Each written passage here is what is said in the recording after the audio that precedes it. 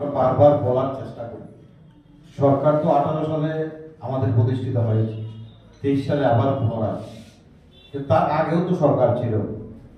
আমার প্রশ্নটা এই জায়গায় থেকে যায়, আগেও তো এআইআরডিটি দপ্তর ছিল, মন্ত্রী ছিল, মুখ্যমন্ত্রী ছিল। আমরা তো এই ধরনের চিন্তা ভাবনা করার জন্য,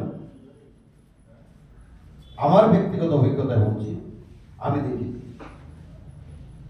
এআইআরডি দপ্তর থেকে কি সুযোগ পাবে, কি সুবিধা পাবে, বা জনগণ কি পেয়েছে বিগত সরকারের আমলে, আপনারাও বলতে পারবেন অভিজ্ঞতা মিলে।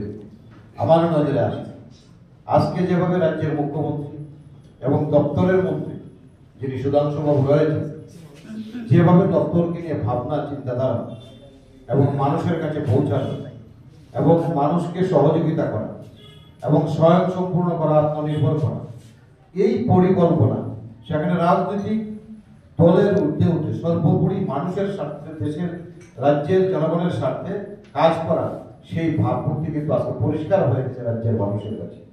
বক্তব্যের বিষয় না, এখানে দপ্তর আধিকারিক যেভাবে বক্তব্য রেখেছে, যে সুযোগগুলা, যে সুবিধাগুলা, আপনারা সেগুলি মাথায় রেখে দপ্তরের সঙ্গে যোগাযোগ করে সেই সুবিধাগুলি নেন। প্রত্যেকটা জায়গায় দপ্তরের সহযোগিতা রয়েছে এবং সেখানটায় অর্থনৈতিকভাবে নিজেকে শক্তিশালী করার ব্যবস্থা রয়েছে। এবং আমি দেখি এই যে ফ্লাড হয়েছে, ফ্লাডের সময় পর্যন্ত এআইআরডি দপ্তরকে নির্দেশ দেওয়া হয়েছে বাড়ি বাড়ি সার্ভে করে কার গরু, ছাগল, বিভিন্ন পশু, শুকর যারা মৃত হয়েছে সেই পরিবারগুলিকে অর্থনৈতিকভাবে সহযোগিতা। এবং আমি এআইআরডি দপ্তরের প্রাণ বাবুকে প্রতিদিনকে জিজ্ঞাসা করি, অলরেডি সার্ভে করে রিপোর্টও পাঠানো হয়েছে। এই যে ভাবনা, কে পুশ করতো আগে, কে জিজ্ঞাসা করতো আগে? আগে তো রাজনীতি ছাড়া আর অন্য কিছু ছিলই না, শুধু মিটিং, মিছিল, চাঁদাবাজি, এই ছিল প্রত্যেক দিন। একবার ছাত্রদের দিয়ে, একবার মহিলাদের দিয়ে, একবার যুবকদের দিয়ে, এই ছিল তাদের কাজ। আর আজকে এই মিছিল, মিটিং নয়, আজকে সভা হয় মানুষকে বেনিফিট দেওয়া।